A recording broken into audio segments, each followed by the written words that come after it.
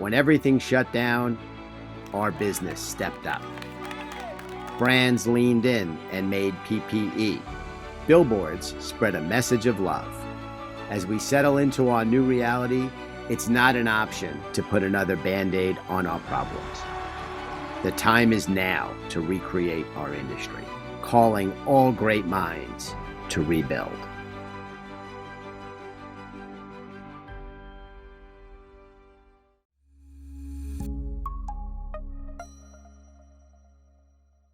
Thank you for joining us today. I'm Ed Reniker, CEO of the New York Interconnect, a joint venture between Altice USA, Charter Communications, and Comcast. And I am thrilled we're joining Advertising Week in this important forum. The pandemic changed everybody's lives, both at home and in business, and practically overnight.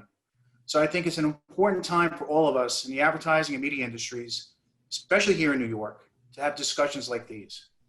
I'm privileged to be joined by three impressive industry leaders who are successfully navigating their organizations and brands across a changing landscape. So first, I'd like to welcome Stephanie Sherman, Senior Vice President of Marketing for DraftKings, Ramon Soto, Senior Vice President, Chief Marketing Communications Officer for Northwell Health, and Ken McCallum, VP Media Director for Media Hub Global. Thanks everybody for being here today. So let's get started and let's go right to the beginning. It's March 22nd. The state of New York just issued a stay-at-home order. What was the immediate impact to your organizations, and how did some of the decisions transfer over to your ad strategies? You know, the early days, like for many of us, were incredibly rough and were filled with fear. We actually activated our Emergency Operations Command back in January in anticipation of something hitting the United States. It was really a precautionary measure. So we were anticipating nothing as big as what hit us. If you're a New Yorker, you got punched in the face, and importantly, we all stood back up. For us, in the beginning of March, we really had to throw out the playbook. Healthcare is one of those categories that's low interest until you need it, and then all of a sudden becomes super high interest. And all New Yorkers were interested in healthcare. And we felt like we had a very important role to communicate out into the market, share a sense of confidence, and that we would get through this. So very early on, we launched an Information is Healthy campaign, completely redirected all our media, on a dime, created content in hours, normally things that would take us months to do. Our first TV commercial, we actually concepted, edited, and trafficked in 5 days and pushed it out into the marketplace.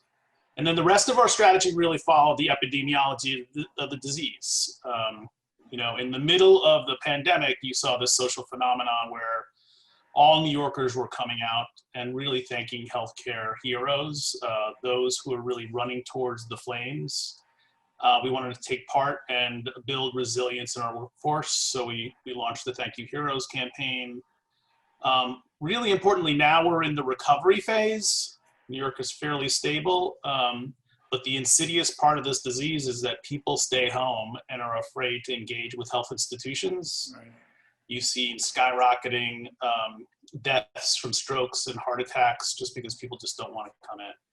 So we've launched a Northwell Safe campaign really to help consumers understand it is absolutely safe to come and interact with us.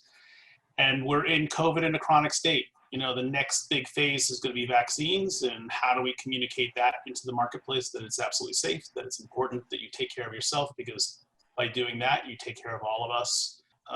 The betting is that it's still about 6 to 12 months of this abnormal state in the marketplace. That's intense, and it's a very incredible opening to this discussion. And, Ramon, from a personal standpoint, I think everything that your organization has done and the positive messages, the support that you guys have lent to the marketplace, it's been, challenging doesn't even do it justice to say something like that, but you guys have been fantastic as, just being good partners to all of us. So thank you for that. Stephanie, let's talk a little bit about your business. And the online gaming industry has really exploded. over the last couple of years in particular, but I think even maybe more so this year, just because of the fact there is a stay-at-home, policy in place for many people. And so, what can you tell us a little bit about how DraftKings has responded, since the pandemic began? Really echoing Ramon, I think the incredible the support and for our frontline workers. And I think a couple of the things that you said, while completely different, from where I sit at DraftKings, but I think two things that you mentioned, which is, throughout the playbook and the kind of rapid need to adjust creative and marketing strategy, I think still resonates. So for us, really once the stay-at-home order hit, it was, we are an online-driven business, an app-driven business. So I think for us, what really, started to shift our strategy was when the sports cancellation started to happen. And so from there, we really leaned into our esports product, really focused in on product innovation. So, leaning into products for Australian rules football, Korean baseball. So I think really taking an innovative approach to the product offering that we had while sports were off. And I think the momentum, even as we saw some of the earlier sports come back, UFC, PGA, just the large volume and numbers that we're seeing is astronomical. And I think esports in March 20 times what we had seen the previous March. And of course now with week one, NFL have right around this week, just the numbers that we're seeing has been very large. The handle, the most we've seen for our business. So I think really the consumer behavior, staying at home, has had a tremendous impact on our business. Yeah. That's incredibly interesting. Ken, let's move over to you. Perhaps, the single most affected retail, if you want to look at autos retail industry, that really was affected was again, automotive. And you run media for your auto clients, and you guys had to make some very difficult decisions, no doubt, including whether to put a pause on spending. And if you did so, how did you maintain any kind of share of voice, or did you maintain any kind of share of voice? For us, it was actually, you mentioned March 22nd as the shutdown. Just a few weeks prior to that, I was actually presenting to our clients about a spring play, and it was very heavy in sports. We had the NCAA going on, Major League Baseball, we had NHL playoffs, all heavily planned in there. As my clients are watching their phones, they're like, "Oh, Ken, can't do that. Big East just got canceled. NCAA just got canceled." So we literally ripped up our plan in the meeting and said, "We'll get back to you." And within a couple of weeks later, we had to rethink. Everything is not only how are we going to spend, or where, if we're going to spend, and if we do, what our messaging should be, because you don't want to run the risk of being tone deaf of what's going on around you. I think Mr. Soto just described the intense pressure or confusion of what's actually going on, of the messaging and how dangerous, the situation we're actually in. And when we originally were looking at it in late March, we were like, okay, we're going to pause this for a month. It's like, we'll be back to normal in a few weeks. And as this subsides, and that never turned out to be the case. What we know on the auto side is it's a considered purchase. It's a long-term investment. People aren't seeing a commercial or a message that day and then purchasing a car. So it was important for us to stay on the air, to maintain our relevance and still build, and build up a base for when our dealerships do open back up. So that's what we did. We, obviously we couldn't invest in sports, so we cut that part out of our play. And we leaned much heavier into the digital and programmatic space and to target our audience there. And then our messaging, we changed our messaging from retail to a more COVID response, deferment payment plans, those type messagings, understanding that your situation has changed, we're here to help. And then, and we'll be here when, things get normal. And that actually paid off for us. One of the advantages we have, in particular to New York, is you're a very lease heavy market. So you do have a built-in client base already. And that when the stores open back up, we did have a built up demand already. And so for us, the business side, we actually saw a blip in Q2, but Q3, we're up 13% and looking at a strong fourth quarter going forward, provided we have inventory. One of the biggest pressures we have right now is there's not a lot of vehicles because we paused. COVID globally has caused the disruptions in the production chain. So some other OEMs are having trouble getting products to the dealers. So the dealers who have product are doing very well. So, Stefan, let's go back to DraftKings.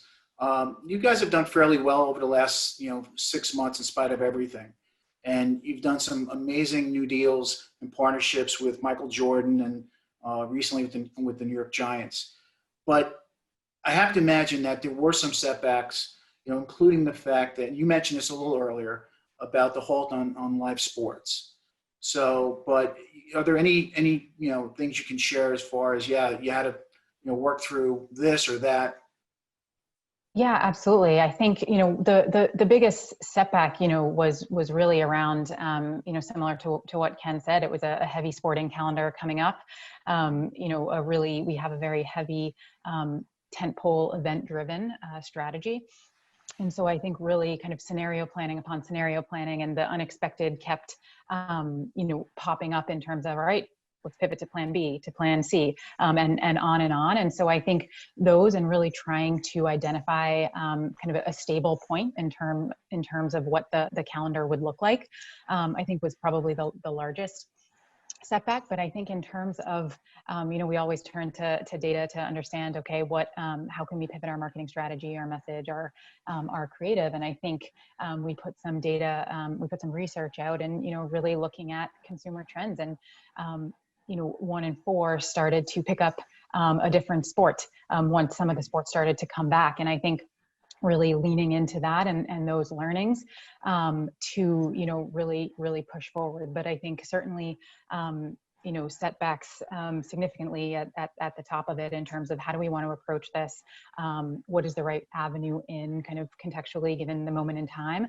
And how can we kind of drive forward that innovation? And I think certainly the silver lining on it, as I was mentioning before, is this same change, the sporting calendar, is now kind of extremely condensed, and so the engagement and the opportunities, as we look towards now and the remainder of the year, I think really provide an opportunity to have a new playbook, to think about it in a different way, to really meet what our audience and the consumer wants.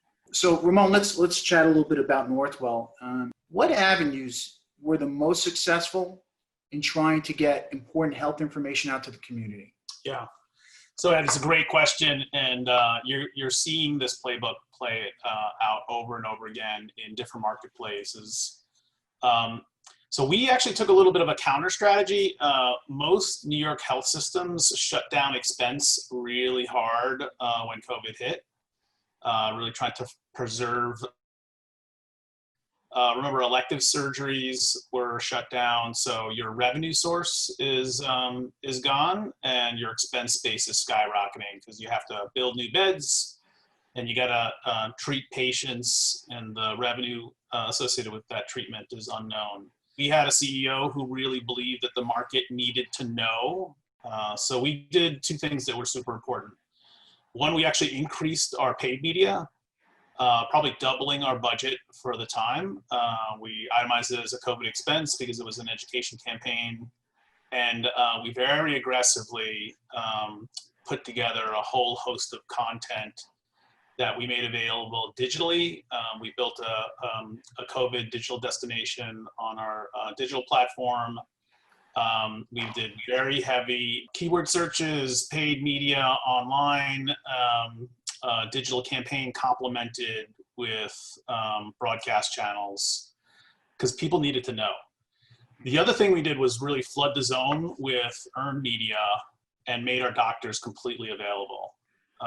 This was also a counter strategy. Most health systems got very shy early on. If you remember the days of the lack of PPE, and nurses wearing garbage bags, and competitive health system CEOs trying to ride out the storm in other states.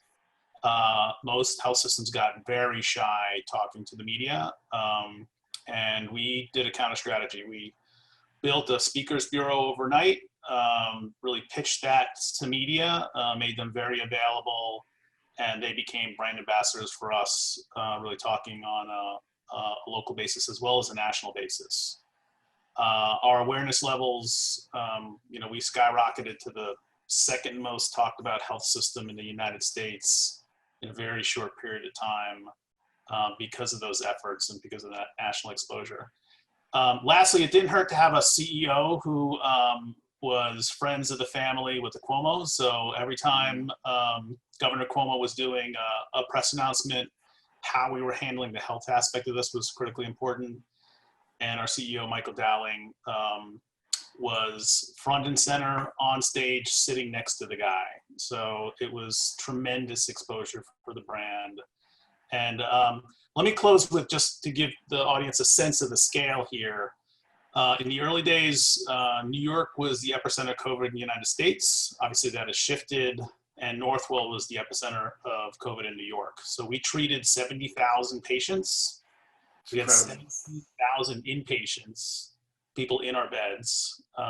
Probably about 20% of them needed to be vented, and then the mortality rate was about 60 to 70%. So you can do the math, it's actually a very heavy toll. There was no other health system that treated more individuals across the nation. And to help others, we very quickly published a book on the lessons learned, and we pushed that out to the market. That's also the next chapter on the earned media side, getting us pretty extensive market exposure. Tell you, it's not just fascinating, it's very inspiring what you guys have done. And again, can't thank you enough. Ken, I think back, or I try to think back, as to how does 2020 compare to other challenges that we've faced in the past. And the only thing I can think of in terms of certainly impact to auto in particular was maybe Hurricane Sandy. I don't know if that's what you would think of, but are there any other challenges aside from the recession and that you could think of that really compares to this? Yeah, sorry. I actually think the biggest impact would have been the 2008, 2009 financial crisis, which actually at the time I was working on GM accounts, so I was at the epicenter there. Watching the market going from a 17 million unit US sales to 10 million in a year. And obviously, the impact of for all the major US autos of even survivability. That was probably the biggest, most detrimental or challenging times. When you hit the hurricane, you talk about Hurricane Sandy around here. That that's a blip because it doesn't cover an entire country. That's one region in the in the country that the supply chain won't be as impacted. It can cover up what we're talking here in COVID. It covers, it's a global piece. Mm-hmm. And with the in 2008 is also covered. It was an entire national impact on there. Those were some of the riskier times. And as to go back to now, I'm just listening to the stories of Ramon talking about it. Is the number of people. I don't think there's anything that can compare to the health vertical right now that has an impact on what we're going through. What we see here is with automotive, crisis, drives opportunity sometimes. So when hurricanes, people lose their cars, things get destroyed, they have to replace them. So there's a bounce there. Right now we're looking at, in the auto industry, we still have super high still have a lot of headwind certainty. So we're stabilized, but we have risk moving forward. But not as much as we had like 10 years ago. I don't think. Right. That was a rough one.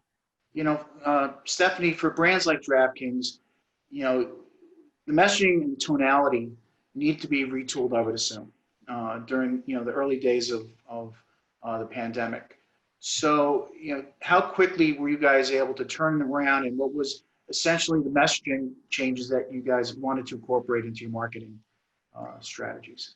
Yeah, I think, one of the biggest advantages that we had was we had recently taken our creative in-house. So it was very quick where we were able to, on the linear side, on the digital side, really pull together a new marketing messaging strategy, which for us really pivoted around new products, new promotions, new offers. So as I mentioned, in the earlier days, esports, so really leaning into that.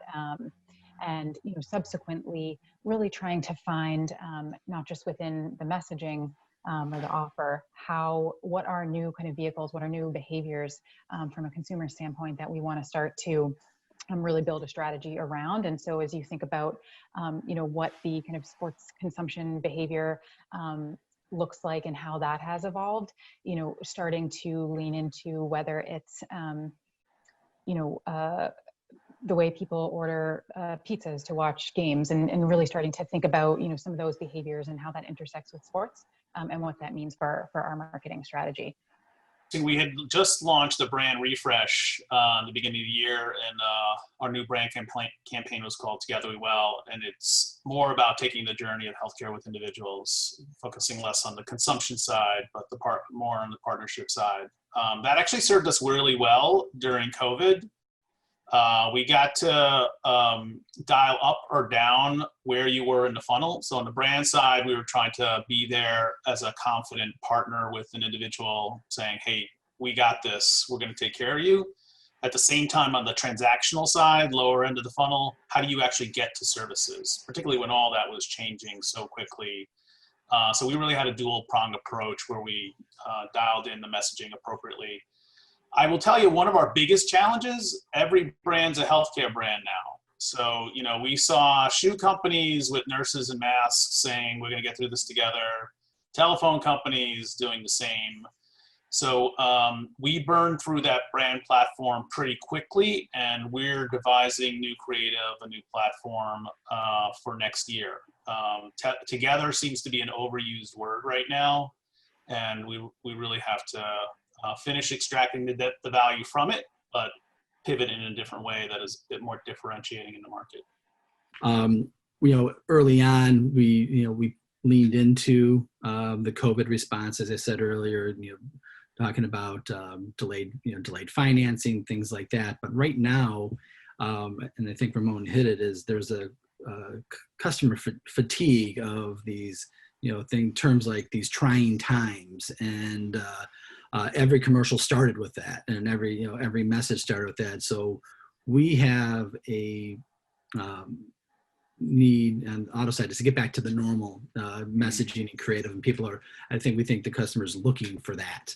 So we're getting ready to starting to plan our winter event like every other manufacturer does, and planning for normalcy, but understanding we have risk doing that because headwinds like a second phase of this that everyone talks about, or a second wave that might cause turmoil again that we don't know about, and we have an unpredictable election cycle coming up that could cause market disruption and things, all kinds of things that it's just going to be an exciting time that we just don't know what's going to happen 30 days from now.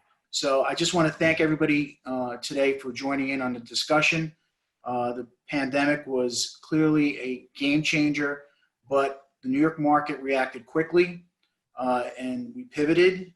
And I think we've been making some great strides over the last few months. So Stephanie, Ramon, Ken, I want to thank you again for your time, for your expertise, and for sharing your very valuable insights. So thank you for having us. Thank you. Thank you to everybody out there for tuning in.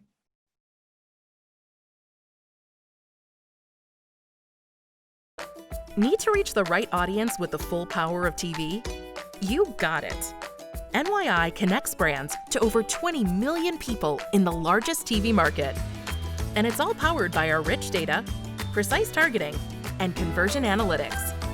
Intelligent media planning and attribution that closes the campaign loop and proves your ROI. One buy, every screen. The future of media buying is here.